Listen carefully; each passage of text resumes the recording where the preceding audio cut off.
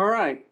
Well, again, good morning, everyone, and thank you for joining us here today to be part of what I think will be a very interesting and important webinar. Thank you for joining today's health policy briefing on obesity in the state of Texas.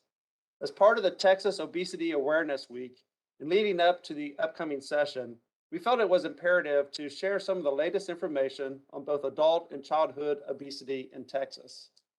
My name is David Lakey, and I currently serve as the Vice Chancellor for Health Affairs and Chief Medical Officer of the University of Texas System. And I'm here today as the Chair for the Partnership for a Healthy Texas. I will be moderating today's briefings.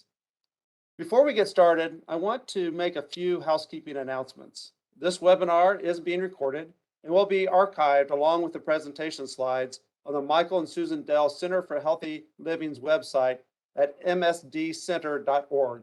And we'll put that website in the chat box. If you have any questions, please enter them in the questions in the chat box. We will have time to answer them at the end of the presentations. I want to start by thanking the Michael and Susan Dell Center for Healthy Living for hosting this webinar and for all the work they do in building the science behind obesity and the obesity epidemic in Texas. We're going to hear today from Dr. Deanna Hoschler about the important work looking at the Texas SPAN data and finding ways to share that data in an impactful way with policymakers. Through the Texas Research to Policy Collaborative Project and their other health policy resources like the Texas Child Health Status Reports and Toolkits. We will also hear from Dr. Gregory Neal, Assistant Professor of Epidemiology at the UTHealth School of Public Health Dallas campus, about his research about the impact of COVID on obesity. Before turning the podium over to Deanna, I want to say a few words about the importance of these issues. Even prior to COVID-19, this pandemic, there were many issues competing for the attention of lawmakers. The health challenges our state faced pre-pandemic are still present and have been only made worse because of the pandemic. We still have significant health disparities and too many Texans suffering from and dying early from the complications of chronic disease. Many of these diseases are the result of obesity, and unfortunately, many of the challenges obesity start in childhood. As you will hear, the prevalence of obesity in Texas was high before the COVID-19 pandemic, and the pandemic created an opportunity for obesity to increase due to changes in physical activity and increased food insecurity. At the same time, the crisis highlighted both the importance of a strong public health infrastructure and the heightened vulnerability of those living with obesity.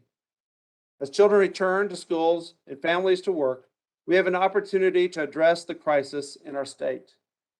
The work of the Partnership for a Healthy Texas and the Michael and Susan Dell Center, Texas Center for Research and Policy Collaboration are critical to bringing data to our policymakers in an easy to comprehend way and making them understand the urgency of this issue. Texas can lead the nation in passing policies to support healthy Texans and ensuring the viability of Texas's future's workforce. And now I will turn it over to Deanna to talk about childhood obesity in Texas. Thank you.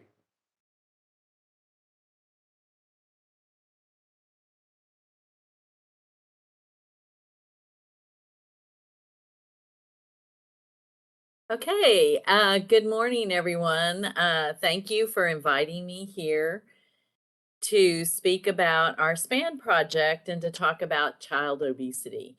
So I'm really happy to be here, and we will be taking questions at the end of both of our presentations. So if you think of something, drop it in the chat box and we'll address it later. So, if you look at how are we doing in terms of childhood obesity, the answer is not so good. And most of the data, I will tell you, is from prior to COVID. We are currently collecting data in SPAN, so we will have good estimates after this year, probably by next summer. It's been difficult to get overall data, though, on children and in particular after COVID, because so many of the children were out of school. So what we've relied on is self-report data, parent-reported data. not objective data like we usually get with NHANES. But, what we can tell you, why are we concerned about obesity, is one of the things is that Texas ranks high in obesity and obesity-related diseases among U.S. adults. So if you're looking at adults first, you'll find that we rank 7th in overweight and obesity, we're 12th in obesity, but also looking at other chronic diseases, we rank 9th in diabetes and the prevalence of diabetes, 28th in the prevalence of hypertension, and then 12th in the prevalence of physical inactivity. So a lot of improvement among adults as well.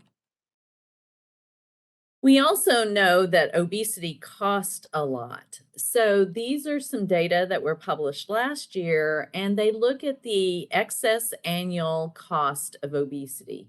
So if you look at adults per person compared to someone who does not have diabetes, does not have obesity, someone who has obesity has almost $2,000 per person per year in excess medical cost. If you look at children, the number is $116 per person, which doesn't sound like a lot, but if you look at a population cost, it's 1.32 billion among children.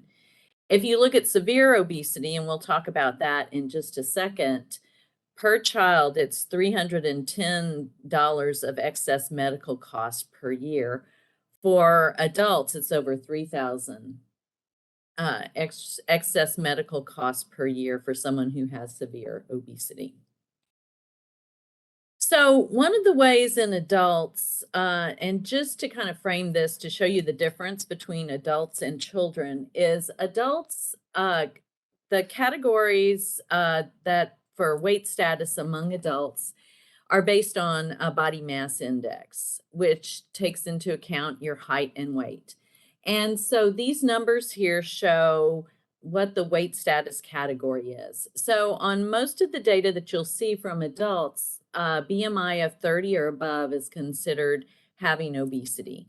So for someone, for example, a woman who's 5'6", the difference between being normal weight and having obesity is about 30 pounds. If you look at severe obesity, that's a BMI of 40 or above. And so that's approximately 100 pounds over what is considered normal or healthy weight. I will tell you that BMI is not a one-to-one match with deposition of adipose tissue, but it is a good population level measure, and it's what you'll see in a lot of the data that we'll show today. So one of the things I wanted to point out, Dr. Nell will talk a lot more about adult obesity, but I did want to highlight the severe obesity. The prevalence of severe obesity in the US is increasing over time.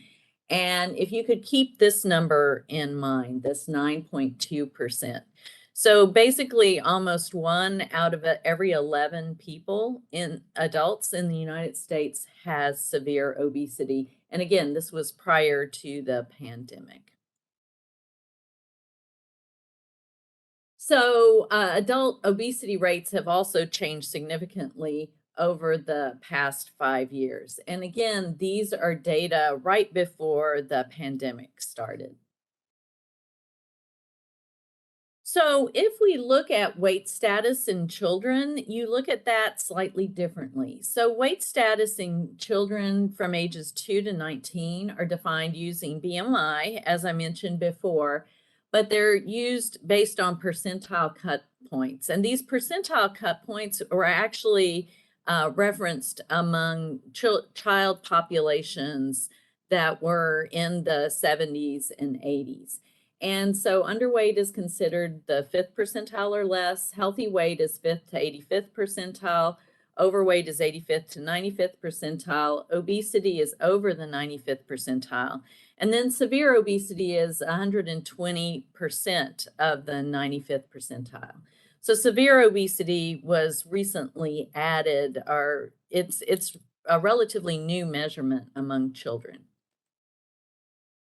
So for children, another another part about child obesity is BMI differs by age.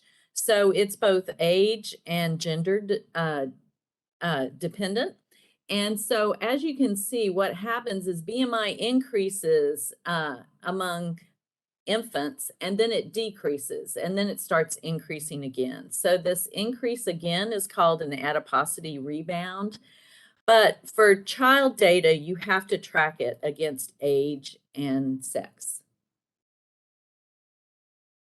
So just to give you an idea of what does a child who has obesity look like, as I mentioned before, with an adult, it's about 30 pounds between healthy weight and having obesity.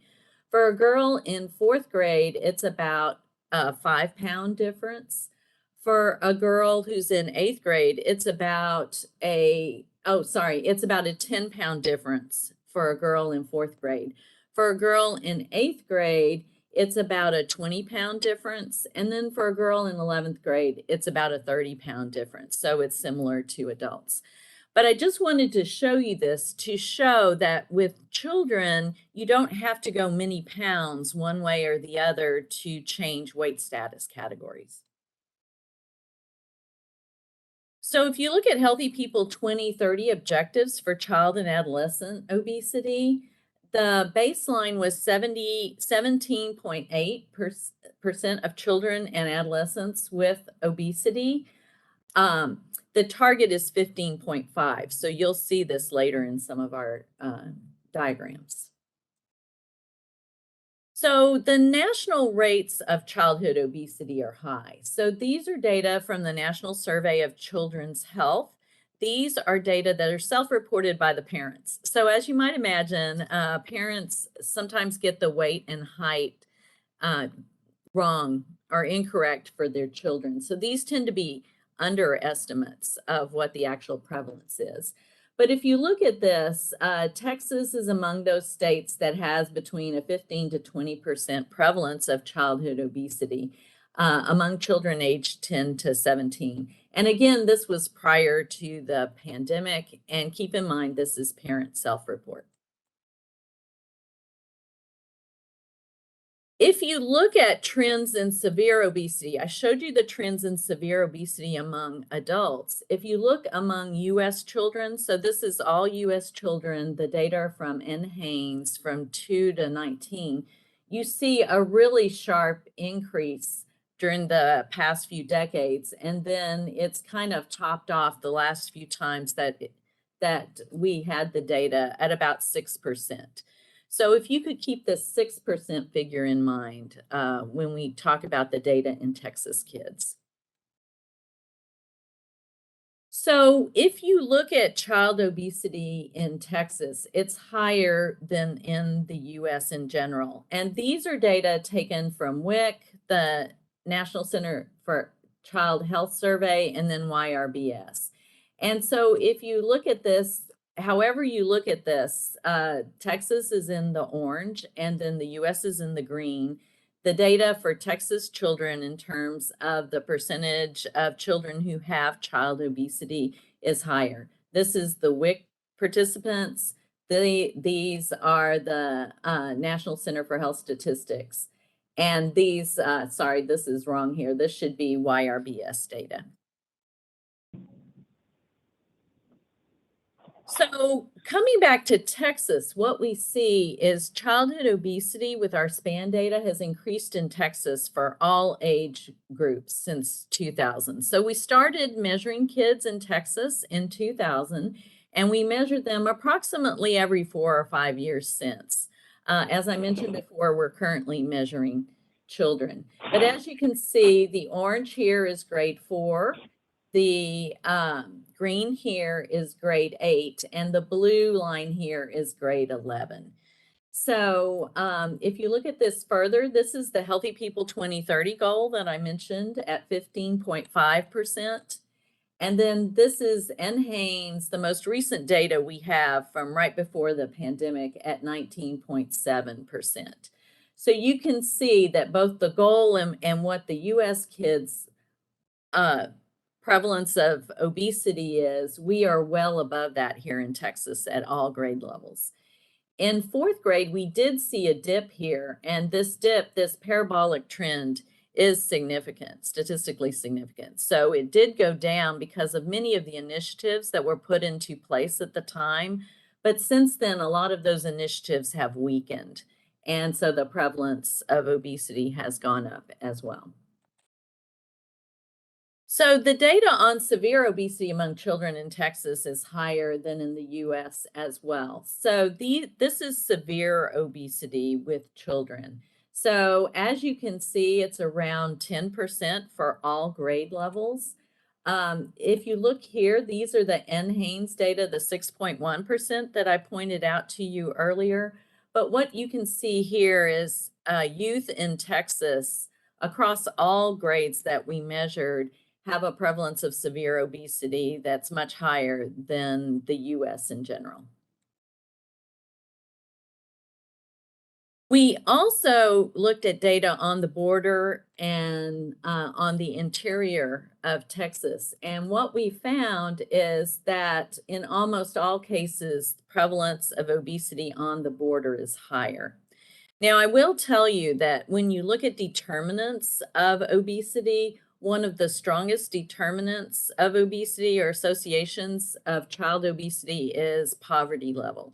So a lot of times on the border, we also have a lot of poverty, and it's probably due to that and other factors that are kind of associated with that.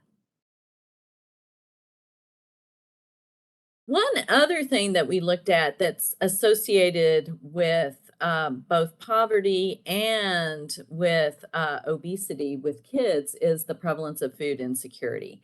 And when we looked at families of second grade children and asked about the prevalence of food insecurity, and this was prior to the pandemic, we found that on the border, the prevalence of food insecurity was 35.7%, which is actually very high.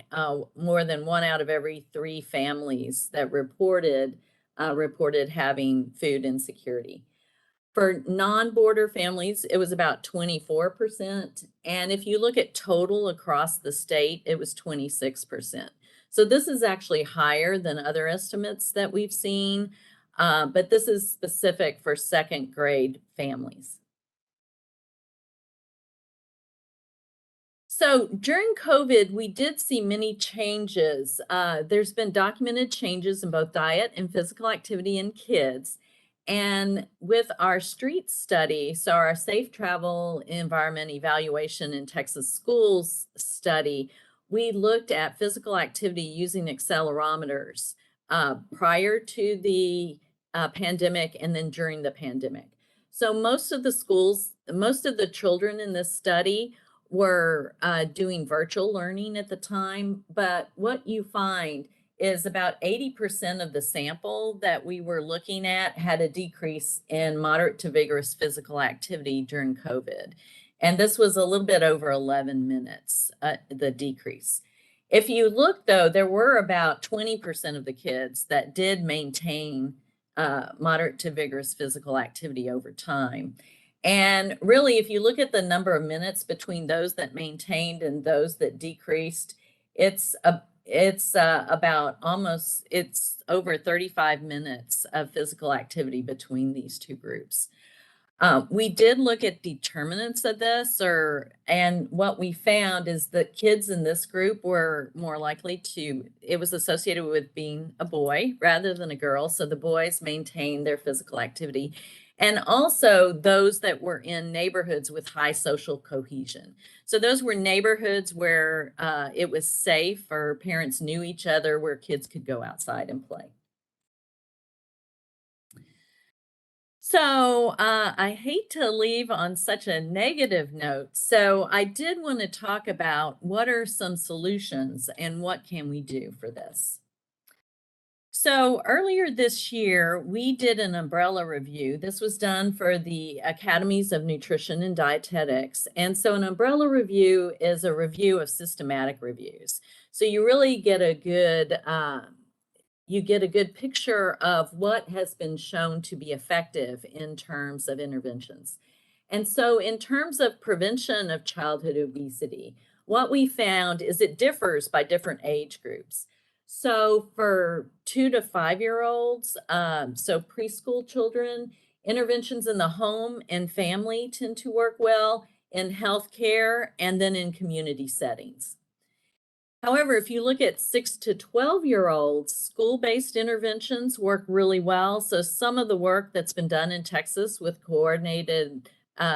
with coordinated school health interventions work real well as regulated screen time. If you look at all children and teens, what we found is nutrition with physical activity interventions work. So using those in terms of prevention of child obesity, multi-component, multi-level, or multi-setting interventions. So you get messages from a variety of different places. And then policies to improve access to healthy foods. So some of those involve programs like WIC and SNAP.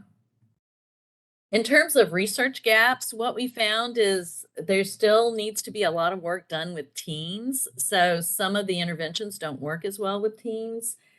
We don't know what's the effect of diet quality versus diet quantity in terms of calories. So calories matter, but also what does the diet look like overall? We don't know a lot about e-health and m-health interventions in kids. There is some promise with teens, but we still need to do a lot of work in the area. And then really looking at food access too in a variety of different ways.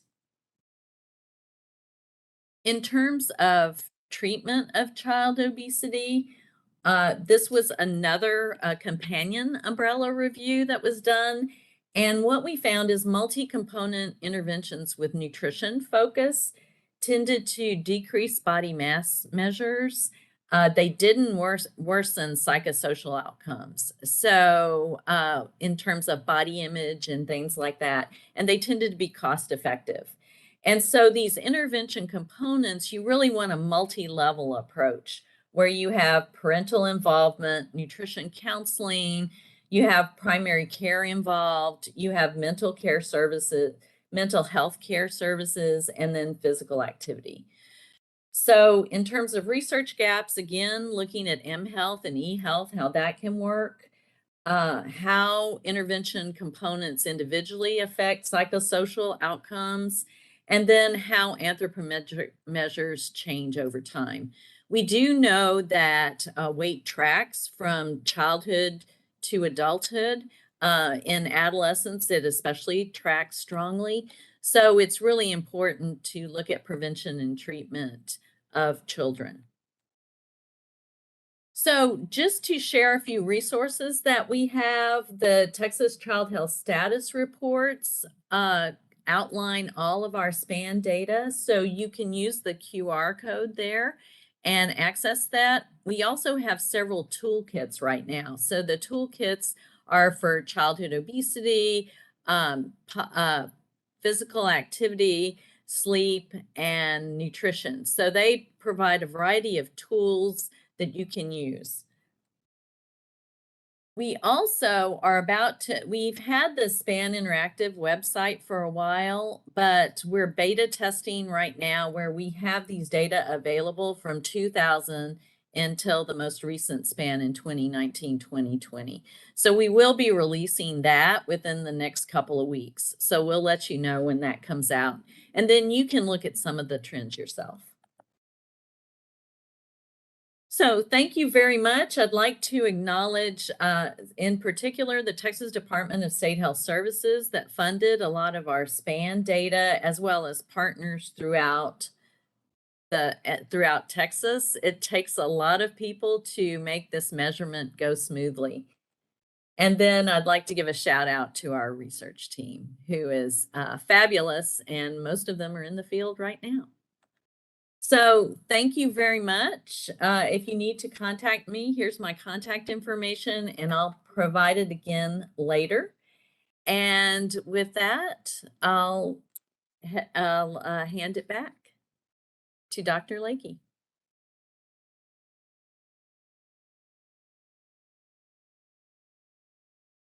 Well, thanks, Deanna. Why don't we just go ahead and bring in Gregory Nell. He's an assistant professor for epidemiology at UTHealth School of Public Health at our Dallas campus. And Gregory, I think you're going to discuss with us the impact of COVID and obesity here in Texas. Yeah, thank you so much. Let me get my screen set up here. Share this.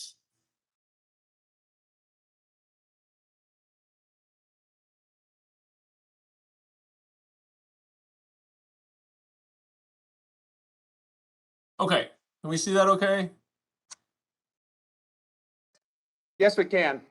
Okay, great. So thanks so much, Dr. Lakey, Dr. Holscher, the Michael and Susan Dell Center. I really am honored to join you all today and be able to speak a little bit about some of the effects of the pandemic on weight status and weight gain among adults. I think it's something that isn't always considered, but obviously very relevant and important to what the health of adults in Texas and in the United States. So yeah, quickly, a little housekeeping. I have no conflicts of interest to report, and my work is supported by the Children's Medical Center Foundation. Okay, so I'm going to ask you to take a little step back in time to early 2020, mid 2020. The world was a different place then, I think, and I used to live in Austin, not at that time, but I used to live in Austin, and I would come in on 5th Street and pass the El Arroyo sign, and it always gave me a chuckle. This one I think is kind of relevant to the time period, and hopefully puts a smile on your face as we reflect back on that time of where we were in the pandemic, and everyone was doing things were different, behaviors were changing, and if you were like me, I also watched Tiger King, and as I reflect, it was a wild show, and it may have been the most normal part of 2020.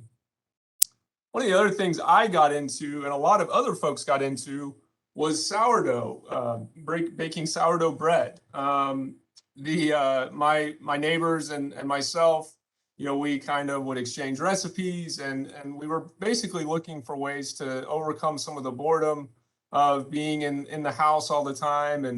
And I think it's kind of reflective of the change in behaviors that a lot of us were experiencing at that time. And I'm sad to report that I never really figured out the secrets of baking a good sourdough bread. Mine never looked anything like this, but it was kind of fun at the time for sure. So what this meant, though, is that we had a lot of change in behavior, right? Lots of us experienced, disruptions to our normal routine. We were working from home. We were our children, if we have children, they were learning from home.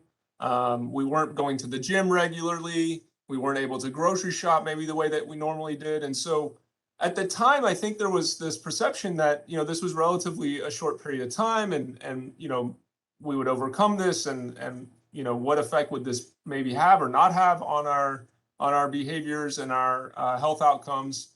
But since then, we've learned a lot, and this is some of the media kind of coined this term COVID-obesity, and it really speaks to this idea that all of these changes in our behavior have had an impact on our health and some of our health outcomes, including obesity. So this is a really nice schematic that is from Douglas et al. Presented in the British Medical Journal in early 2020. And it kind of displays all of the, at that time, perceived effects on health and health outcomes related to the pandemic. Obviously, the most relevant and most what we all think about is the direct health effects of a COVID-19 infection attributable to morbidity and mortality. So I pulled these data yesterday. Currently 609 million cases worldwide and 6.52 million deaths. So obviously the most salient example of the impact of COVID-19 on our health would be this direct health effect. But of course, there's lots of other attributable indirect effects related to the pandemic. Home isolation, restriction of non-essential sectors, and potentially not being able to get some of the services that we need, restrictions to transportation, not being able to move about as we would normally do. And all of those things resulted in major behavioral changes and responses to the COVID-19 pandemic and related restrictions. And these contributed to indirect effects on our health and morbidity and mortality related to certain health outcomes. So a lot of adults experienced fear, anxiety, stress, and boredom related to the COVID-19 pandemic. And there are biological responses to each of these: fear, anxiety, stress. Activation of the hypothalamo adrenal pituitary axis results in a release of cortisol. Activation of reward centers in the brain and deactivation of self-regulation in the brain. So all of these, from a biological level, are occurring as a result of the fear, anxiety, and stress related to staying at home and related to the pandemic. Those biological responses have behavioral effects, right? We know that releasing cortisol can promote eating. Activating reward centers in the brain increases the tendency to consume more palatable foods, things that are high in fat, high in salt, and high in sugar. It can result in more addictive-like eating behaviors. Stress also affects areas of the brain responsible for self-regulation, which can be obviously important for eating behavior, but also physical activity. We know that stress, fear, and anxiety also are related to disrupting sleep. And so ultimately what all of these things, physical activity, sleep, and diet, some have called this the holy trinity of health. And, these are all very important behaviors for maintaining a healthy lifestyle. And so we saw that the disruption to these everyday routines, coupled with the resultant fear, anxiety, stress, and boredom, had biological responses, which had a trickle-down effect to behavioral responses, which are highly related to weight gain and not weight loss. And so there's some parallels here. This isn't it is a new area of research as it relates to the pandemic, certainly, but some research has been done in this area related to holiday and vacation weight gain. And so a lot of researchers drew some early parallels to that period of time around the holidays, which we've all experienced, where your routine gets disrupted. You're no longer going to the gym. You're not at work as much. You're eating lots of different, your dietary patterns change. And the 5 to 10 pound weight gain during the holidays is not uncommon for a lot of adults in the United States. And so there was some early parallels drawn, and a lot of folks tried to figure out how could we use what we know from holiday and vacation weight gain and apply it to the COVID-19 pandemic. Okay, so in between me baking sourdough bread or attempting to bake sourdough bread, I also kind of reflected, and as a behavioral epidemiologist, I said, I really should try to get a better understanding of what the data show related to behavioral changes during the pandemic. So I released this survey to my social media outlets as well as my collaborators, and we were able to capture changes in sleep, physical activity, alcohol consumption, and some other health behaviors in the early stages of the pandemic between April 2020 and May 2020. So we had about 2,000 responses to this survey.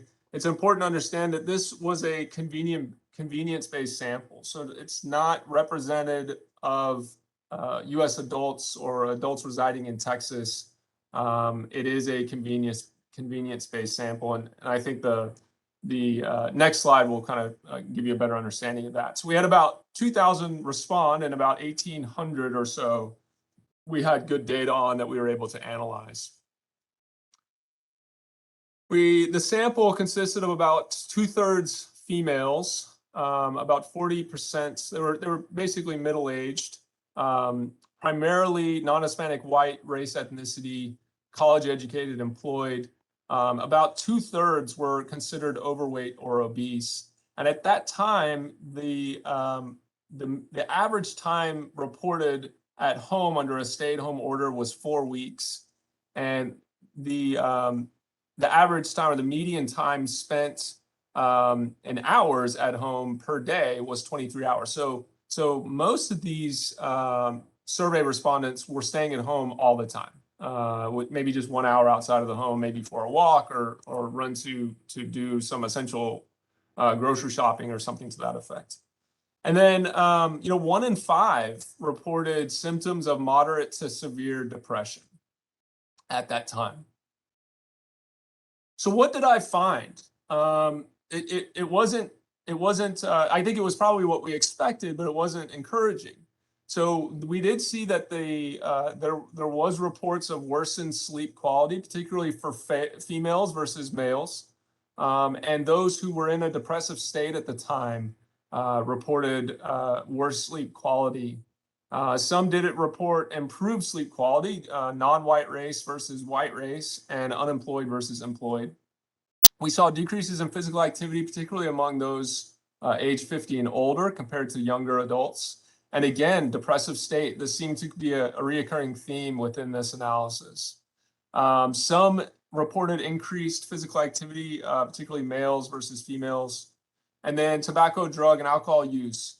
Ironically, the time spent at home, there was a relationship where more time spent at home was associated with a decrease in tobacco, drug, or just alcohol use.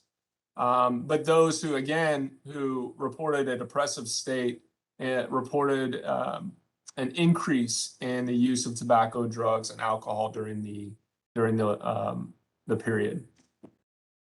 So what about diet? I didn't survey diet in my analysis, but others have, and this is a systematic review from Grace Bennett and her colleagues. And they looked at dietary patterns, that being meal patterns and snacking.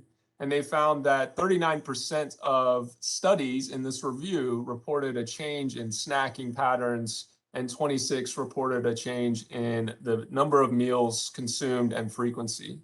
There are also some changes related to dietary habits, that being cooking with fresh fruit, vegetables, and meats, cooking at home, and food quality. So they actually did see some increases in favorable dietary habits, like cooking at home, and decreases in fast food consumption. But there appeared to be some issues with food security. So 40% or so reported a reduction in the availability of fresh produce, and about 1/4 reported increase in consuming poor quality food. Now, why did this all occur? What reasons were given for why there was an increase in negative behaviors or a decrease in positive behaviors? And this is something I asked my survey respondents. And again, this is a convenient-based sample, but I do think it gives some insight as to why some of these things were occurring. As you can probably guess, more time available, boredom, worry, stress, loneliness, unhappiness, those were things that were most commonly cited for why they increased their negative behaviors. And then why would you decrease positive behaviors? Some of the same themes appearing here. Worry, stress, lack of resources was one that kept popping up. And that was particularly related to, I used to go to the gym for physical activity and now it's closed. And so I have no place to be physically active where it's safe, and so on and so forth. A lack of motivation, I think that was common, and actually less time appeared here as well. So this slide looks familiar, very similar. This is something that Dr. Holster just presented, and it's the trend in prevalence of obesity over the last just over a decade. And what I'm trying to depict here is, and as Dr. Lakey mentioned as well, we weren't in a good place going into the pandemic, right? I mean, we really have a high prevalence of obesity among adults in the United States. And so going into the pandemic, where we had these major biological changes, behavioral changes, we weren't setting ourselves up to be able to really take this on and come out of the other end successfully. So already an increasing trend, and so there's some reason for concern there, right? In 2020, 42% of U.S. adults had obesity, and sorry, that's a typo there, but from 1999 to 2000, compared to 2020, it was about a 12 percentage point increase over that period of time. So I looked at, no one's actually done this as far as I could find. So I kind of pulled together 7 studies that looked at from 5 different countries, and it looked at what were the effects of the pandemic on body weight among U.S. adults, or I'm sorry, among adults within their respective population. And so they wanted to see, you know, did the pandemic result in increases in body weight? And about 20 to 60% of patients across the studies report an increase in body weight over the 6 to 12 month period of observation. And that amounted to, for most of these patients, about a 2.5 pound to 5.5 pound increase. Significant predictors or factors that are associated with this increase include having children at home, having a higher pre-pandemic weight, psychological distress. Again, this issue of symptoms of depression or anxiety or stress, keep popping up. And then checked weight within the last 6 months. I think that's really relevant related to patients who perhaps were engaging in some sort of weight loss management program leading up to the pandemic. They obviously were concerned with their weight, and then the pandemic, I think, made it much more difficult for those individuals to overcome, and they tended to gain more weight during that time period. Now, what's interesting, and some of you may be wondering, and this is a study from some colleagues here of mine here in Dallas, and some of them at UT Southwestern, and then here with me at the Center for Pediatric Population Health. And they were really interested in understanding the effects of the pandemic on individuals with obesity going into the pandemic. So what effect did it have on those individuals? So this is part of a weight wellness program at UT Southwestern, or a bariatric surgery program. So these are existing participants in one of those studies. Some background on the sample: 2/3 male, middle-aged. About half of them are non-Hispanic white, race, ethnicity, highly educated, majority employed. But I think what's important here is this is that BMI of greater than or equal to 40. That would be the severe obesity that Dr. Holscher explained, and about almost 3/4 of the sample was considered severe obesity. So what were the effects on the pandemic amongst this sample? Well, it wasn't great. Nearly 30%. If you look at these two figures here, 14.6% for both 5% to almost 10% and 10% or more. So 30% experienced at least a 5% increase in their body weight. Now, these were pretty. These are individuals with severe obesity, the majority of them, or at least some classification of obesity. And so they did not have, room to gain more weight. This was really detrimental for them and some kind of long-term health outcomes. They also did a correlation or regression to basically try to understand what was the linear association between BMI amongst this sample and their absolute weight gain. And so what we see here in the graph, you've got BMI on the x-axis here and absolute weight gain on the y. And you're looking at an R squared of 0.29. So that's an indication that this is a significant positive linear association, indicating that the higher the BMI, the more absolute weight gain was experienced among the sample. They also asked those individuals to report on what made it more difficult for them during the pandemic. And those that were reporting that it was difficult for them to achieve their weight loss goals, or that were more depressed, those that indicated they had were eating basically lower quality food during that period of time, reported more weight gain than their comparison groups.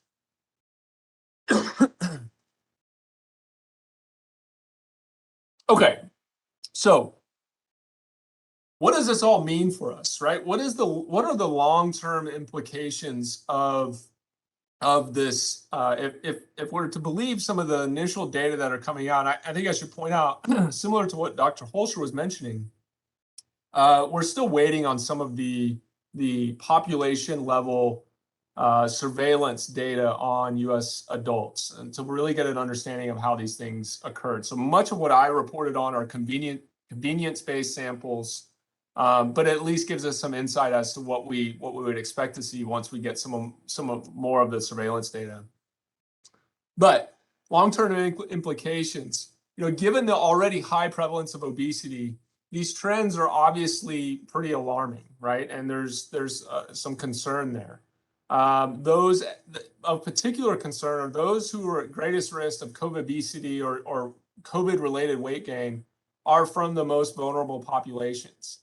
And so that has a potential to really exacerbate and widen these socio-demographic disparities of health for those vulnerable populations. And then, so we're expecting some pretty long-term burdens related to chronic obesity-related chronic diseases and healthcare expenditures, some of those data that Dr. Holsch presented. Now, I would obviously be negligent to not report on the actual effects of having obesity on COVID-19. So I think some of you may be familiar with this. This is a really nice, excuse me, a really nice report from the American Heart Association and the journal Circulation on the association between body mass index and age with morbidity and mortality in patients hospitalized with COVID-19. So I won't get into the weeds too much here, but I think the takeaway here is if you're looking at the x-axis here and you've got the weight classes of BMI, so underweight, normal weight, overweight, class 1 obesity, class 2, and class 3. And then the different color plots with the error bars here indicate different health outcomes. So death or myocardial infarction, that's mechanical ventilation. And the blue is death and the red is mechanical ventilation alone. So what you see is this, again, this kind of dose response relationship to indicate that as you increase in weight class, there's an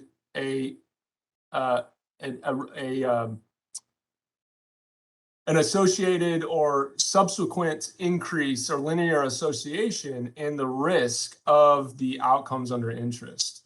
So particularly for mechanical ventilation, a very clear dose response here. Those are presented here. So these figures indicate the risk, the additional risk of the outcome for each class of obesity. So additional risk of 28%, 54%, 88%, and 108%. So pretty significant linear associations there. And so this is just, again, I just looked before we got onto the call. We're still seeing 60,000 cases per day of COVID-19. This has not gone away, and so having obesity and then being infected with COVID-19 is problematic. And so, this is only going to further complicate things as we move forward. So what is needed? I think, continued population-based surveillance of body weight and body mass index. Dr. Holscher's group and the span, this isn't only among adults, but particularly among children. You could maybe even make the case it's more important among children, given the associations between early early life obesity and later in life health outcomes. Community-based health promotion measures with renewed emphasis on obesity, clinical measurements and related behavioral counseling. So, using physicians and primary care physicians to screen for obesity, screen for related health outcomes, and then intervene. And the United States Preventive Services Task Force offers excellent resources for clinicians on how to implement behavioral interventions in the clinic to provide those resources to their patients. And then finally, at the highest level, the fiscal and social policies, increasing access to healthier diets, reducing food security, insecurity, increase engagement in physical activity, providing access and resources and opportunities to be physically active, increase access to mental health services and care. Again, the mental health just was a reoccurring theme within the data that I reviewed. And then increasing access to preventive health screenings. So my takeaway messages for you, what I hope that you learned from this presentation. COVID-19 resulted in significant disruptions to everyday life routine. And this resulted in reports of stress, fear, and anxiety. And really the holy trinity, the trickle-down effect is an impact on these behaviors, the holy trinity of behaviors for health, physical activity, sleep, and diet. Nearly 1/4 to 2/3 report an increase of individuals report an increase in body weight. And the available data we have right now, that looks like it's about 2.5 to 5.5 pounds. And this was even more problematic for those with obesity going into the pandemic. COVID-obesity, if that is really a thing, could have long-term implications for the health of adults. And finally, need better surveillance or continue to have good surveillance. But if we could even improve it, that would be excellent. Clinical, community, and policy level interventions are needed as well. So again, thank you so much. I really felt honored to be a part of this, and I look forward to answering any questions that you may have. Very good. Again, thank you, Dr. Nell and Dr. Hochler, for your outstanding presentations. We have a couple of questions in the chat box, and we'll start with those. And again, would encourage our audience, if you have questions, please put them in the chat box, or turn on your camera and we'll ask you to identify yourself and ask your question in person. But Gregory, the first question had to do with your slides on the amount of weight that was gained. And Rebecca Schroeder noted that if you look, when she was looking at the slides, it looked like those that were normal weight tended to actually lose weight. Is that an accurate assessment, or? So that was one. Yeah, that she's very astute. I appreciate the keen eye. Yeah, that was just one study, right? So that was a figure pulled from one study.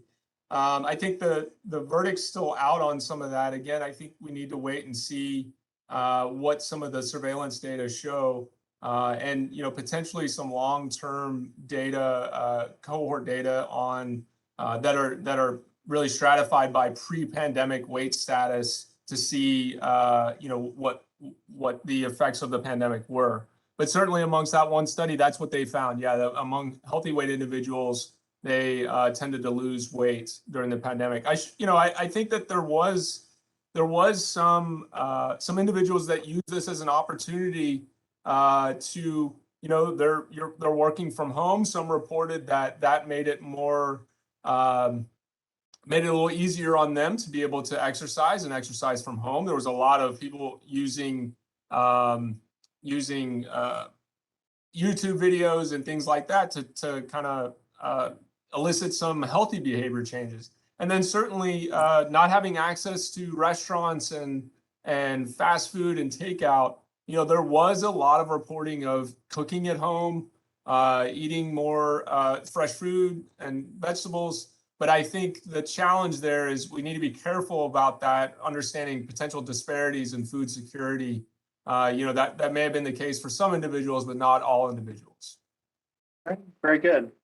Then Deanna, there's a question from a pediatric pulmonologist that's in the audience, Dan Dean, noting that the correlation with disturbed sleep and the ability to get exercise, to be active during the day, the fatigue that individuals that can't sleep have, the correlation between obstructive sleep apnea due to tonsils and increased adenoids during, in the middle school, and what effect that those situations can have on obesity. And I was wondering if there's any data that tracks that you're aware of.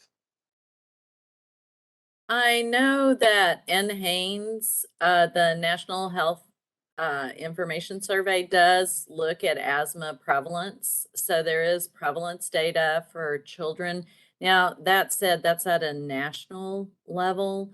The National Children's Health Survey does ask about asthma too. That's at the state level. That's in kids from 10 to 17. I have not seen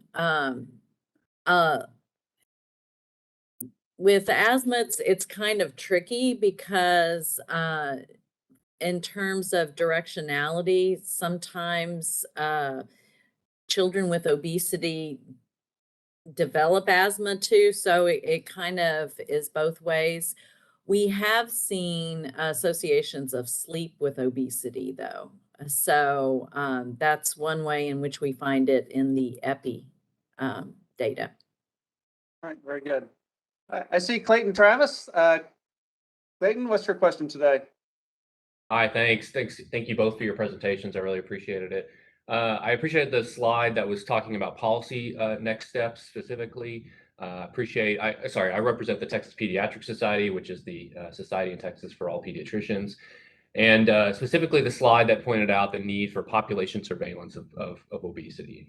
Primary care is a perfect way to go about doing that, especially for children who have a pediatric medical home. I was wondering if you could talk a little bit more about barriers you've seen in the state or across the country about ensuring that population health surveillance can take place in the primary care home. What barriers exist from a fiscal point of view, payer point of view, administrative burden point of view, that we need to address in order to increase the adaptation of additional childhood obesity screening in primary care. In terms of childhood obesity, I think one of the biggest barriers is just the electronic medical record or electronic health records. There's so many in use. They don't always talk to each other very well. There's a lot of data management that has to be done to make that happen. So I think that that's an issue is, depending on the state and the insurance system, whether or not you can get the data from that, that's maybe the biggest barrier, I think. There is, we've collected data actually for our Texas Cord study in both Houston and Austin. So we were able to get past the data management. But there also was a lot of data cleaning that kind of goes along with that. So, it really takes a lot of expertise in large data management. But, places that have done it really tend to get nice data. One of the other barriers is when you look at it, there are gaps. So sometimes, when kids are younger and they're going every year, you can usually get nice data, but then later on, they don't always go every year. So there can be gaps in the data too, depending on the practice and how regularly they screen. Very good.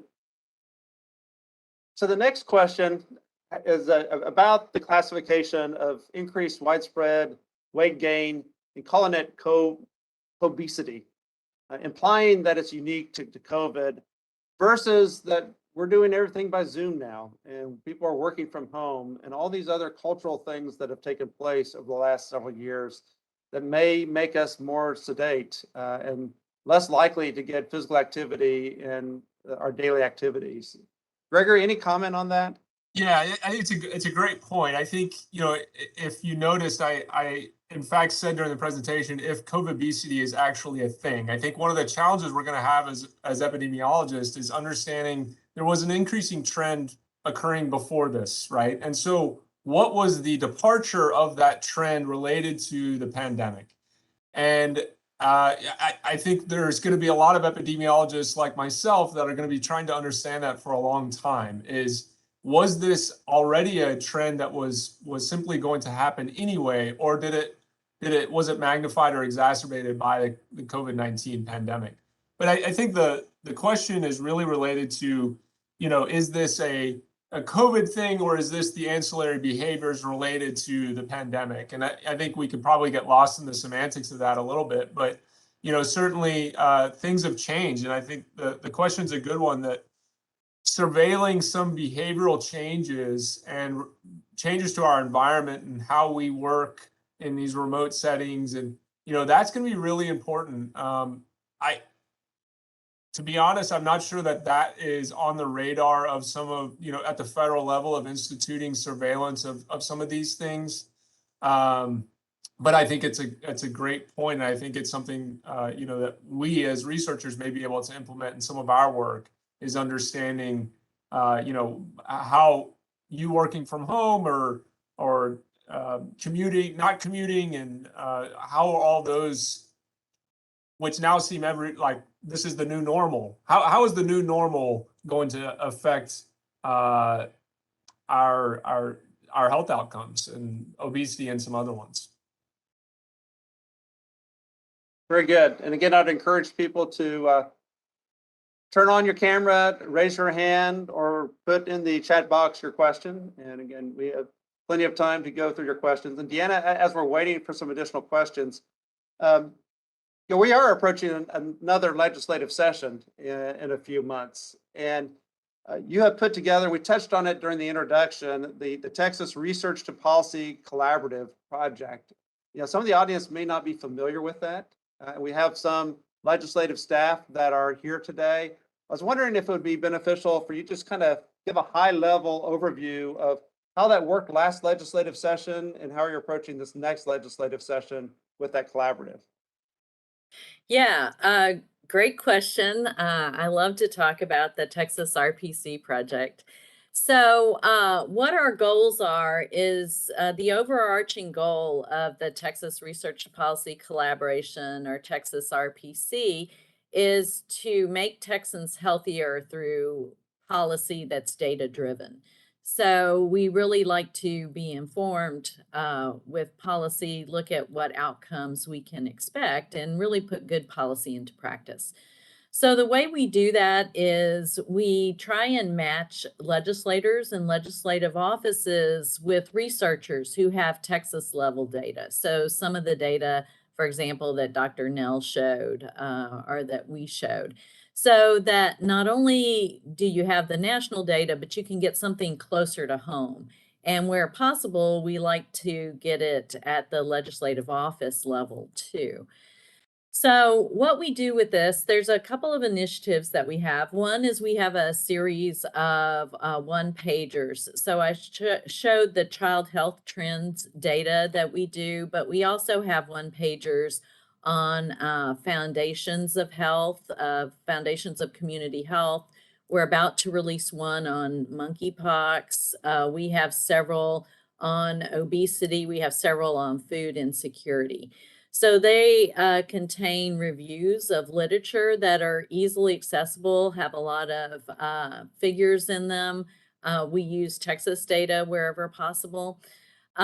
We also have a legislative bill tracker. And so the bill tracker is specific to things like healthcare access, obesity, nutrition, physical activity, food access, maternal and child health. We also try and match a researcher with a legislative office. And so in doing that, the legislative office has someone that they can turn to ask for questions about a specific policy issue, to gather additional data, or to connect them to other partners that have either data or results that they can provide that might help in formulating policy. So those are, oh, and then we have a newsletter and webinars that go on that kind of support the other resources I just mentioned. All right, very good. It's been interesting to see that develop and seeing how impactful it was during the last legislative session and the ability to track these bills. For those that aren't in Austin and aren't necessarily into the day-and-day activities of the legislature, being able to have a go-to place to see the different type of legislation that's taking place. So we have another question. Is there a consensus on the efficacy of the GLP-1 receptor antagonist or agonist drugs to reduce obesity? And should this treatment be more accessible?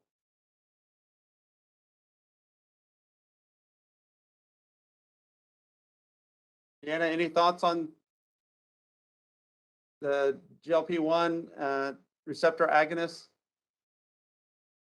I don't know as much about that. I'm usually working with child obesity, so we tend to be more on the prevention side there. Okay, that's good. And I know Leah, I saw Leah on here a little bit ago. She's been working to try to make a variety of other treatment options available to individuals across the state that through Medicaid and other mechanisms to make sure that we are, for people that are obese, that we have more treatment options here in the state. I don't know if she's still with us, but she has been following that conversation. Any other questions? Oh, I see another one. Yeah, this is for you. Can you please share any current programs in Texas with initiatives focused on prevention for childhood obesity? The specific programs. Sure. So schools are required to implement coordinated school health programs, which involve schools from kindergarten through 8th grade. So there are several programs that have been found effective in terms of reducing BMI, reducing obesity levels among children. The one that I work with the most is the coordinated approach to child health, or CATCH. One of the things we found with these programs is that for them to work, schools have to implement them. So it's really implementation science, how you can get that maintained in schools. So what happens a lot of times is these programs are implemented and then some other priorities come up. So it's really easy for them to switch to not doing the program. And the mandate for this is unfunded too. So with it being unfunded, schools have a lot of unfunded mandates. So it's hard for them to get to everything. There are several other good programs that are focused on preventing child obesity. We know that there were changes made in school meals, and the research has shown that the changes that were recently made in school meals tend to prevent obesity, especially among lower income children. And then there's several regional initiatives around the state. So there's actually quite a bit going on. Very good. There's another question that was sent to me directly, and it has to do with the food that the state purchases for individuals. And when I was at DSHS, one of the initiatives was to improve the nutritional value of the WIC program. And with that, we saw improvements. But there's also the SNAP program. And that's been an area of controversy of whether there's an opportunity to improve the nutritional value of the SNAP food. And some hesitancy sometimes at the federal level and other areas related to those type of changes. Deanna, what do you think? Is that an opportunity that we're missing with improving the nutritional value of food that's available through SNAP? There are kind of two different thoughts on this. One is if well, I guess I can bring it back to a new concept that's USDA has adopted, and it's nutrition security. And so in the past, we've been very focused on food insecurity. I showed you the data from food insecurity among second grade families. But now USDA is trying to talk about food nutrition security. And with nutrition security, not only do you consider access to food, but what kind of food is it? Is it healthy food or not? And then is it culturally appropriate? So is it the kind of food that people want to eat? So once you have all of those parameters, that's kind of the goal of USDA. So with that, they're looking across their programs to see how can they bring them into compliance.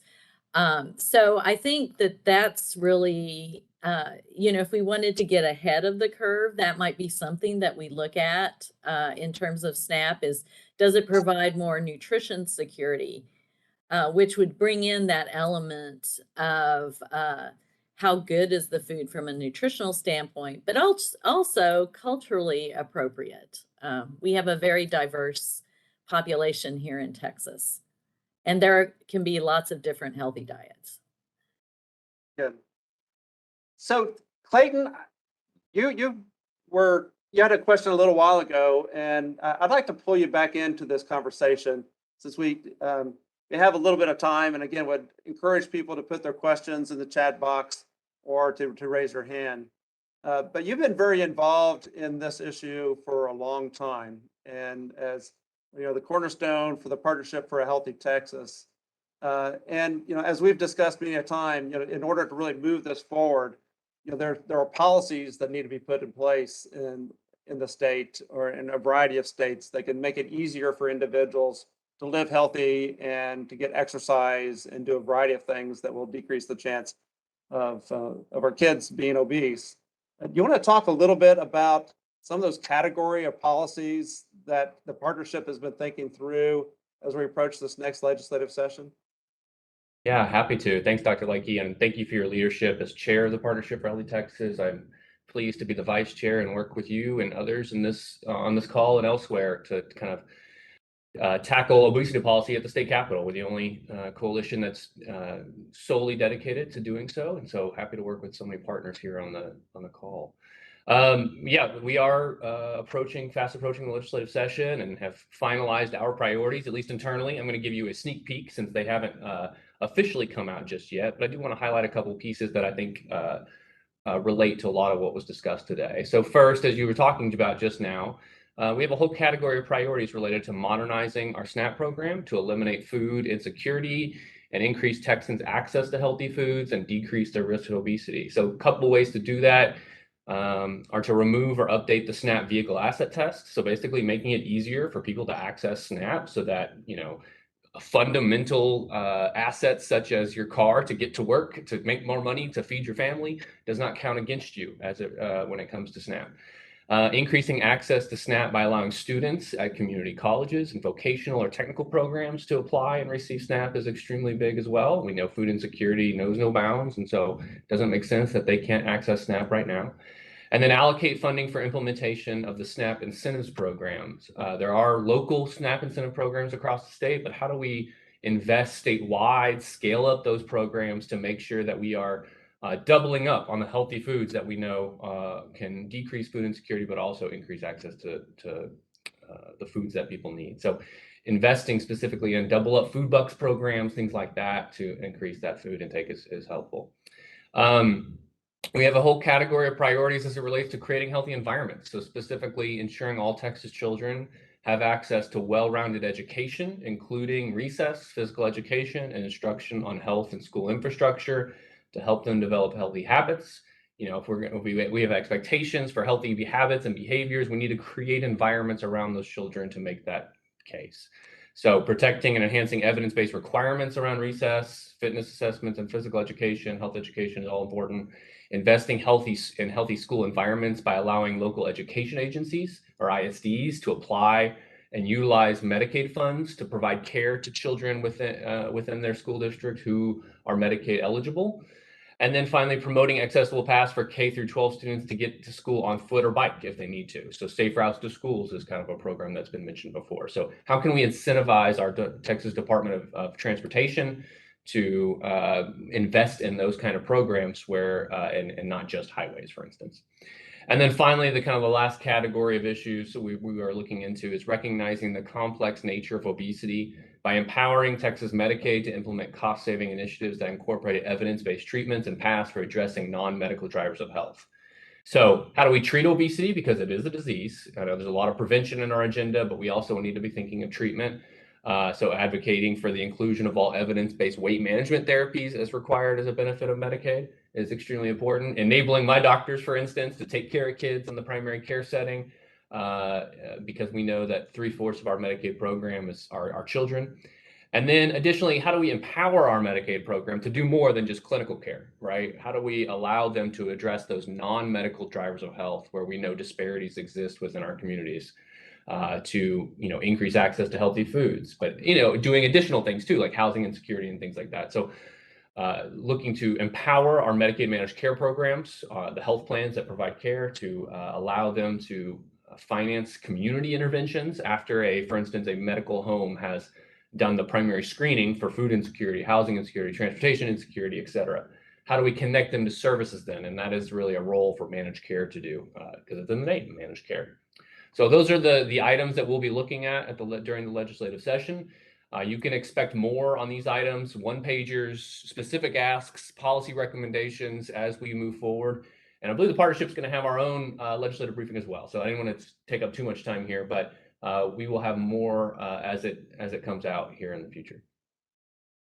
Thanks, Clayton. I think that's important, though. Really, it's a complementary approach, right? So we have the data, we identify the problem, and then what? And here, I think, are some smart policy strategies for us to really move this forward in the next legislative session. And Deanna, one of the areas that was talked about, again, was SNAP. And I saw in the comment section, you put a couple of comments related to SNAP and the double up food bucks and a variety of things. Any other thoughts related to how we can make SNAP more beneficial to the people here in Texas?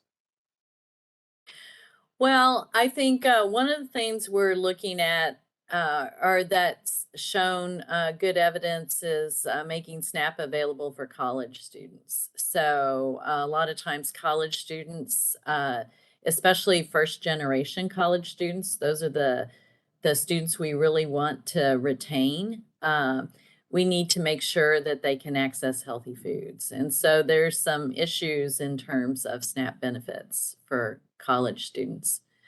I think another thing that we've been looking at quite a bit, we had a webinar on it earlier this week, is prescription food programs, food prescription programs that something that Clayton was talking about, food insecurity with pediatricians giving a prescription then for that, following up on that. So we have a one-pager on that as well. A lot of primary care providers are trying to figure out can they provide healthier foods to the people they serve. And we talk about these social drivers or social determinants of health, and food insecurity really is one of those things that has significant impact and does result in obesity. If you can't get nutritious food and you're eating a variety of other things, we shouldn't be surprised if individuals end up with obesity. And the insecurity for our college students for food, again, is higher than I realized in the past until I saw some of the data. Yeah, there was another comment related to breastfeeding, and I wondered if you wanted to say something about the role that breastfeeding and encouraging breastfeeding can play in addressing obesity, not only for the child, but also for mom. So breastfeeding does have a prevention effect. It tends to be small. Part of and it's not as effective as some of these other measures that we've talked about, but I think breastfeeding is good for child nutrition anyway. And I think that's That's the optimal nutrition for children is breastfeeding, and it also helps the mom in terms of adapting after childbirth. So there's a lot of really good reasons for breastfeeding. I think one of the things in terms of policy options is how can we support breastfeeding mothers? You know, a lot of times if you're trying to breastfeed, for example, if you're a school teacher, where do you find a place if you have to pump or things like that? So we do have some programs here in Texas that focus on that. And so I think as much as we can get the message out and have policies that help mothers extend that breastfeeding period as much as they can would be very helpful. Very good.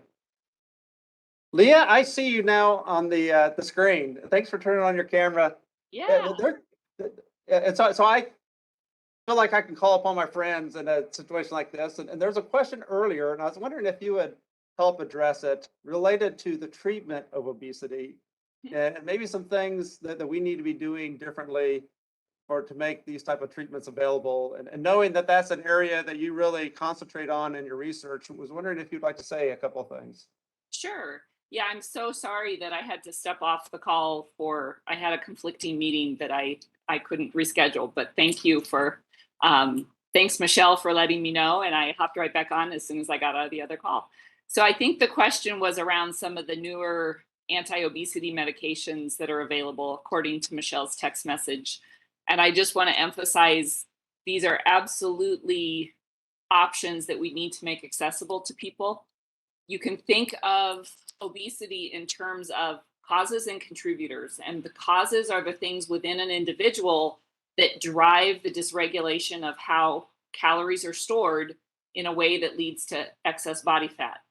Contributors are all the things in the world around them that can help them or keep them from achieving a healthier weight. So no matter what the cause is, the person needs to be able to eat a diet that has fewer calories than what their body requires in order to lose weight, or eat a diet that keeps them at their current weight if they've lost weight down to a healthier weight.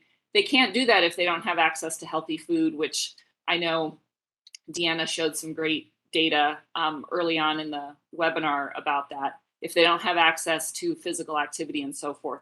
So all of those contributing factors are really important, but oftentimes we forget to think about what are we doing to make sure at a population level, people have access to address the causes. And these GLP-1 receptor agonist medications and other medications that have come out, they are safer than earlier versions of medications. They've been tested for a longer period of time. And what's really exciting is they're even more efficacious. So we're getting better weight loss with these medications than we were with some of the earlier generation medications. So the medications do not at all take away from the need for access to healthy and affordable food, physical activity opportunities, management of stress, improving sleep quality. All of those things will always matter. We're never going to go away from those, in case anyone on the call is thinking, you know, drugs are the easy way out. What the medications do is they help the person be able to regulate their energy balance better because they address those internal causes. And so they are an option that needs to be taken seriously. Right now, you know, there was a study that came out not too long ago of people with obesity. It's less than 10% are on medication to treat that obesity. If you look at people with diabetes, it's more in the neighborhood of 85 to 90% of people with diabetes are on a medication to help treat that disease. There's no reason there should be that much difference. These are both diseases. Often they go hand in hand. But if we could get the obesity treated at that much higher rate, we would have much less diabetes and everything else to worry about. So did I answer the question well enough? Excellent. Thank you again, Leah, for letting me just to call you out and have you participate in the conference. So again, I want to acknowledge some of the comments that are in the chat box, the great work that's occurring in San Antonio, the work from Texas A&M University, the YMCAs and the work that they're doing. Again, a lot of partners across the state of Texas trying to work together to confront a very complex and difficult public health issue, probably one of the most complex we have, because we like to eat and it's part of our survival, and trying to figure out how do we craft the societal rules, regulations to help us address this significant public health problem that results in the diabetes and the complications of diabetes that we're all too familiar with is really important. And I think one of the take-home messages that we have to start when we have kids and trying to address obesity prevention in our kids, make sure our schools have the programs they need. These other programs are available so that we minimize the number of adults that will have to suffer from this in the future. So Greg, I'm going to go to you and then Deanna to try to wrap up. Any final comments that you have for the group before we finish this webinar today? Well, yeah, I guess, I think I've learned a lot as well. I think, I appreciate the opportunity to share. I think this is, as you mentioned, Dr. Lakey, this is an extremely complex, I think everyone on the call would agree that this is an extremely complex disease. And it should be treated as such. And complex diseases require complex solutions and multi-level solutions, all the way from a policy level down to the individual. All of those, there's not. I think I do a lot of physical activity research as well, and there's a lot of parallels that a lot of people like to be able to just pull one lever and think, well, there we go, that's our magic ticket, and we're going to solve this. And that's not how it works. It does require coordination across sectors and across levels to be able to move the needle. But I'm encouraged by the number of individuals on this call, including policymakers. That's very encouraging. And then all of the comments and seeing all the different groups that are contributing to work on this issue is very encouraging to me. Again, thanks, Gregory, and I really appreciate you being part of this today. Deanna, let's go to you. Any final comments that you have for the audience? Yeah, I'd like to reiterate, I was very honored to be asked to speak today. This is really a passionate topic for me. And I do want to end on a positive note. I think in the past, we have seen where Texans pulled together and saw a significant decrease in obesity levels. And so kind of reminding us about what happened in El Paso in the early 2000s, that they were doing coordinated school health programs, they were doing cooking programs, they had a walking program, they had media messages, and then we had policy options. So to Dr. Nell's point, it kind of addressed a lot of different multi-modes, multi-settings, and that's the kind of efforts that we need. So we've done it before. I think we can do it again. Very good. Again, thank you both for your presentations. Thank you to my friends that I called in to the conversation, Leah and Clayton, and the rest of the group here. Thanks for your comments and your questions today. And so we really do appreciate it. And I hope you have a great day and a great weekend. Thank you.